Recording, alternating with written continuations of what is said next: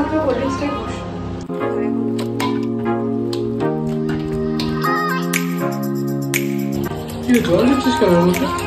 দাদা বৌদি বা সেরকম বড় বড় রেস্টুরেন্টে কিভাবে বিরিয়ানি বানায় তোমাদের সাথে আজকে সেটাই শেয়ার করলাম। কি করছিস আজকে বল? আজকে আমি করছি দাদা বৌদি স্পেশাল চিকেন বিরিয়ানি। শুধু দাদা বৌদি স্পেশাল না, তার মধ্যে আমারও কিছু স্পেশালিটি ওর মধ্যে রাখবো। পুরোপুরি দাদা বৌদি স্টাইলে করবো না, ব্যাস তাহলে হয়ে গেল। একদমই না। তো তোমরা চলো দেখতে থাকো রেসিপিটা কেমন লাগে। প্রথমেই আমি পেঁয়াজের বেরেস্তা করে নিয়েছিলাম। এখানে দেখো ছোট কড়াইতে হলো না বলে বড় কড়াইতে ট্রান্সফার করে নিলাম। আজকে আমাদের শেফ সকাল থেকেই ব্যস্ত, সারাদিন থেকে রান্না করছে। শেফ আপনি কিছু বলবেন? না, প্রচন্ড গরম, গরমের অবস্থা খুব খারাপ। কি জল দিচ্ছিস কেন এর মধ্যে? জল তো দিতেই হবে, পেঁয়াজ রসে তো আলু চিকেন সবটাই সিদ্ধ হবে। একদমই ঠিক শুনেছো, পেঁয়াজ বেরেস্তার মধ্যে জল দিয়ে তার মধ্যে বিরিয়ানির ভাজা মশলাগুলো দিয়ে নিলাম আর তারপরে দিয়ে নিয়েছিলাম আদা রসুন পেঁয়াজের পেস্ট। এই প্রসেসে রান্না করলে কিন্তু আদা রসুন পেঁয়াজের পেস্টটা কমই লাগে। আর তারপরে দেখো দিয়ে নিয়েছিলাম একে একে লবণ। আর আতরের গন্ধটা না আমি খুব একটা বেশি পছন্দ করি না, সেজন্য একটু ভালো মিঠা আতর নিয়েছিলাম আর অল্প পরিমাণেই দিয়েছিলাম। আর তারপরে দেখো দিয়ে নিয়েছিলাম টক দই। এইগুলো হচ্ছে দাদা বৌদি স্পেশাল বিরিয়ানির মেন ইনগ্রিডিয়েন্টস।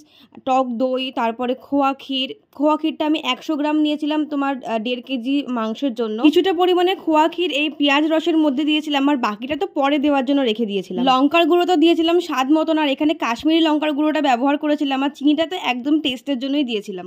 আর তারপরে কাঁচা মাংসটা তুলে দিয়ে তার মধ্যে গোলাপ জল আর একটু কেওড়া জল দিয়েছিলাম। জামাই ষষ্ঠীতে এত গরম, দিন ধরে এত বৃষ্টি হচ্ছিল আর আজকে এত গরম পড়েছে, রান্নাঘরে থাকাই যাচ্ছে না। এই একমাত্র কোল্ড ড্রিঙ্কসটাই বসে এনার্জি পাওয়ার জন্য। মাংসটা কিছুক্ষণ সিদ্ধ হতে তো সময় লাগে, সেই জন্য এটা ঢাকা দিয়েই রেখে দিয়েছিলাম। আর সেদিনকে যেহেতু জামাই ষষ্ঠী ছিল, সেই জন্য ষষ্ঠীর তো একটা নিয়ম থাকে যে ছেলে মেয়েদের মায়েরা ষষ্ঠীর সার দেয়, সেটাই মা আমাদের সবাইকে দিয়ে নিয়েছিল। যতক্ষণ মাংসটা সিদ্ধ হচ্ছিল ততক্ষণ এটা হচ্ছিল, আর তার মধ্যে আমরা সকালের ব্রেকফাস্টটাও করে নিয়েছিলাম। আর এইখানে ব্রেকফাস্টও করেছিলাম বাবির হাতের পাতা টক দই আর চিড়ে মুরগি দিয়ে, তার সাথে একটু মিষ্টিও ছিল। কি রে কি করছিস? গন্ধে খেয়ে নিয়ে যাবি তুই? হেব্বি গন্ধ হয়ে গেছে, দারুণ গন্ধ হয়ে গেছে। গন্ধতেই মনে হচ্ছে না পেট ভরে যাচ্ছে। আসলে যারা রান্না করে না তারা বেশি খেতে পারে না, গন্ধতে অর্ধেক পেট ভরে যায়। কিন্তু তুই তো বেশি খাস। হ্যাঁ, বিরিয়ানিটা কিন্তু আমি বেশি খাই। চিকেন তো রেডি হবে। চিকেনটা তো 80% সিদ্ধ করলাম, এবার বাকি 20%টা সিদ্ধ হবে দমে। মানে অল্প সিদ্ধ, বেশিটা সিদ্ধ হয়ে গেছে, আর যেটুকু বাকি থাকবে সেটুকু দমেই দেবো। পেঁয়াজ রস থেকে চিকেনটাকে তুলে নিলাম, এর মধ্যে এবার আলুগুলো দিয়ে দেবো।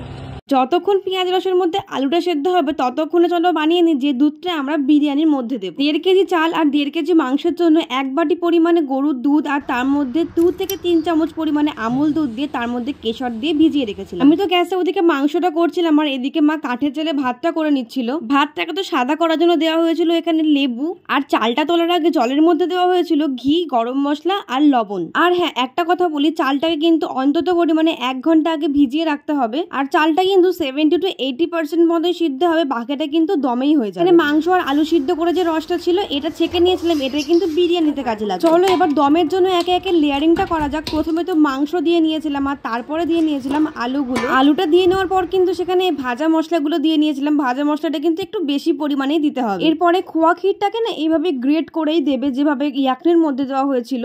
আর এই খোয়া ক্ষীর আর টক দই এইগুলোই কিভাবে যে তোমার বিরিয়ানির টেস্টটাকে ইনহ্যান্স করবে ভাবতেই পারবে না। তো কিছু করার পরেও কিন্তু আমি এর মধ্যে একটা জিনিস দিতে ভুলে গেছি, এনে রেখেছিলাম কিন্তু দেওয়াই হয়নি, সেটা হলো আলু বোখরা। আলু বোখরাটা রেখে দিয়েছিলাম কিন্তু দিতেই ভুলে গেছি।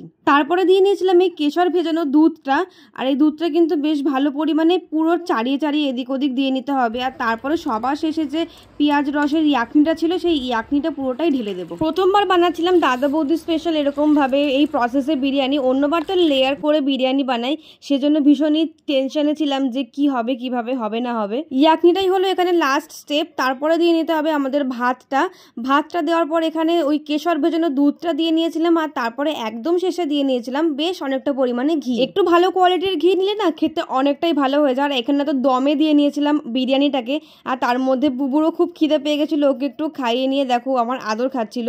বুবুর সাথে তো একটু সময় কাটানোর পরই দেখো কিছুক্ষণের মধ্যে আমাদের বিরিয়ানিটা একদমই রেডি হয়ে গেছে। হ্যাঁ, বিরিয়ানিটা কিন্তু এখানে 8 ঘন্টা থেকে 45 মিনিট দমে দমে দিতে হবে, তবেই ভালোভাবে এখানে দম হবে বিরিয়ানিটা। আর দমটাই হলো বিরিয়ানির কিন্তু একদমই আসল ব্যাপার। রাইসটাও যেরকম ঝরঝরে হয়েছিল, মাংসটাও ভীষণ ভালো পরিমাণে সিদ্ধ হয়েছিল। আর তারপরে দেখো আলুটাও এখানে তোমাদের ভেঙে দেখালাম, আলুটাও কিন্তু ভালো পরিমাণে সিদ্ধ হয়েছিল। আর আমি কিন্তু এই বিরিয়ানির সাথে খাওয়ার জন্য স্পেশাল ধনেপাতার চাটনি তৈরি করেছিলাম। তো ভিডিওটা কেমন লাগলো অবশ্যই জানিও। দেখা হচ্ছে আবার পরের ভিডিওতে, ততক্ষণের জন্য টাটা।